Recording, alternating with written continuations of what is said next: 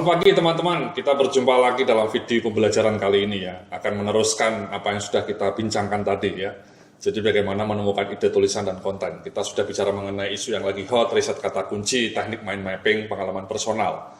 Dan yang berikutnya kita akan bicara mengenai dua sumber lainnya, yakni inspirasi dari blog lain dan juga dari majalah atau buku ya.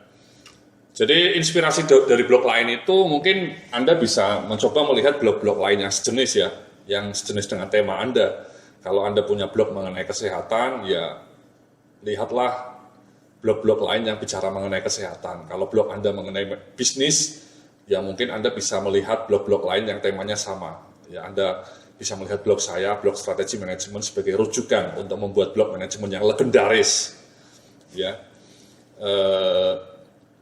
Ini contohnya blog saya ya. Jadi ini blog saya ya. Ini tulisan terbaru ya. Tulisan terbaru ya. Jadi kenapa tukang ojek di Gojek bisa mendapatkan income hingga 10 juta per bulan.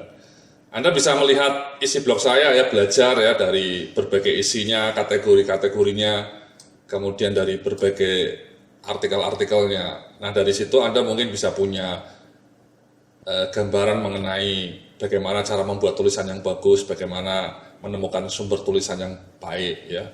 Jadi dari tulisan-tulisan ini Anda mungkin bisa terinspirasi untuk membuat tulisan lain yang mungkin bisa menambahkan apa yang sudah pernah saya tulis dalam blog ini ya.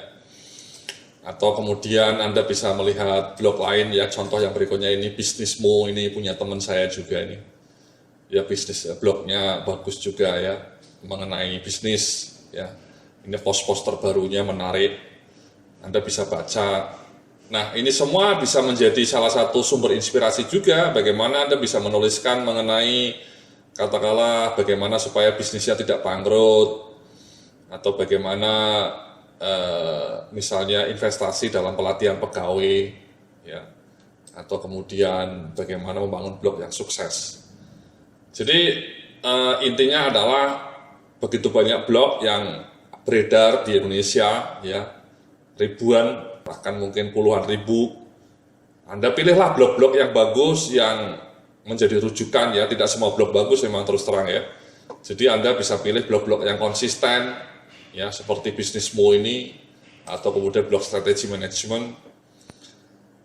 Again, ini kalau bisa yang sesuai dengan tema Anda ya, jangan belajar dari blog lain yang tidak berkaitan dengan tema blog Anda. Blog Anda misalnya mengenai pemasaran, tapi kemudian Anda melihatnya blog mengenai selebritis, ya Anda ya tidak begitu berkaitan tuh Mas ya, mengenai Sahrani ya atau mengenai Saiful Jamil, itu tidak berkaitan dengan tema blog Anda mungkin ya. Jadi belajar dari blog-blog lain yang jenis ya, contohnya ini, atau blog luar negeri ya, di luar negeri lebih banyak lagi blog Mas, asal Anda bisa bahasa Inggris ya, ada banyak blog bagus itu ya. Misalnya ini contohnya ya, happiness ya, saya suka mengenai dunia yang berbicara mengenai happiness ya, jadi saya banyak baca blog seperti ini ya. Itu luar biasa ya. Jadi inspirasi dari blog-blog seperti itu bisa membuat Anda terinspirasi ya. Saya misalnya pernah menulis di blog saya mengenai happiness ya, itu karena terinspirasi dari blog-blog seperti ini. Di luar negeri banyak bicara mengenai kebahagiaan ya, happiness, jadi saya tulis di blog saya. Jadi itu sumber inspirasi yang satu Mas. Yang berikutnya yang terakhir adalah inspirasi dari buku dan majalah. Ini yang paling sering saya gunakan Mas ya. Saya termasuk orang yang rajin membaca, suka membaca, dan kebetulan bukunya bahasa Inggris ya. Tapi ini hampir semua buku yang ada di sini sudah diterjemahkan Mas ya, kalau misalnya Anda tertarik. Nah, luar biasa majalah buku-buku seperti ini sangat-sangat memberikan inspirasi ya. Di blog saya strategi manajemen itu terpilih menjadi blog bisnis terbaik nomor 1 karena emang tulisan-tulisannya selalu merujuk pada hasil studi buku-buku terkini ya, tidak ngarang ya. Ini misalnya Blue Ocean Strategy sudah pernah saya tulis, Freakonomics ini sudah pernah saya tulis juga, Good to Great juga sudah pernah saya tulis ya. Atau dari majalah ya, ini majalah-majalah bagus ya, Billionaire mengenai Amazon ya, mengenai creative people. Ini majalah luar negeri, kebetulan bahasa Inggris, tapi majalah Indonesia juga banyak, ada majalah SWA, ada majalah Warta Ekonomi. Nah, kalau kita rajin membaca buku atau majalah itu sangat banyak ide, ya, sangat banyak. Ini misalnya WhatsApp ya, ini pendiri WhatsApp Mas, ya. Jan Koum, ya ini dulunya seorang yang nyaris jadi gelandangan waktu muda ya, makanya dari jatah pemerintah Amerika ini emigran dari Ukraina, tapi sekarang menjadi bilioner karena perusahaannya dibeli. Nah waktu itu saya menulis juga mengenai WhatsApp, mengenai Facebook di blog saya ketika lagi mega deal ini ya. Jadi tulisan itu kemudian menjadi viral juga ya, ketika saya cerita mengenai kisah masa lalu Jan Koum ini, tulisan saya menjadi viral ya di Twitter, di WhatsApp-nya juga, di grup-grup WhatsApp. Intinya adalah bahwa dengan membaca buku, dengan membaca majalah, kita akan punya banyak ya, inspirasi, punya banyak ide untuk menulis, ya, asal kita rajin membaca. Dan semua majalah ini biasanya juga ada versi online-nya, ya, ada banyak versi online.